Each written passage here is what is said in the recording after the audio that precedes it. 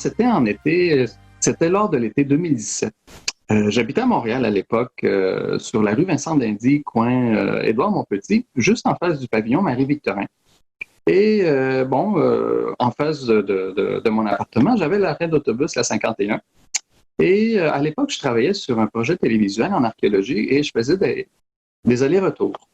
Et à un moment donné, une journée comme ça, en attendant l'autobus, je me suis rendu compte qu'il y avait comme une espèce de petit caillou, une petite roche qui, à première vue, semblait rien me donner aucun indice de ce que je pensais éventuellement que j'allais trouver.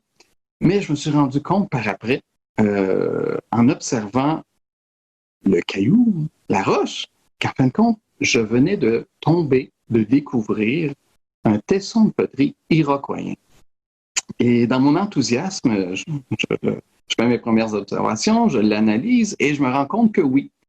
Et je me rends compte que ce fameux petit morceau de caillou, qui en fin de compte est un tesson de poterie, a l'air de ça, au niveau du côté de son dos, qui mesure en fin de compte 2 cm par 2 cm.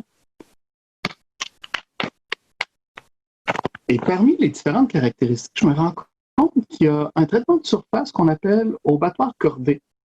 Donc, avec toutes ces caractéristiques-là que j'ai appris lors de mes cours à l'école, tout enthousiasme, je me suis rappelé qu'à cette époque-là, à ce même moment-là, il y avait justement l'archéologue Christian Guette-Saint-Pierre qui travaillait avec son équipe d'archéologues sur le projet de pouvoir trouver des indices où le fameux village iroquoien d'Hochelaga serait. Et on avait commencé par la région d'Outremont, dans les parcs, en faisant de la prospection.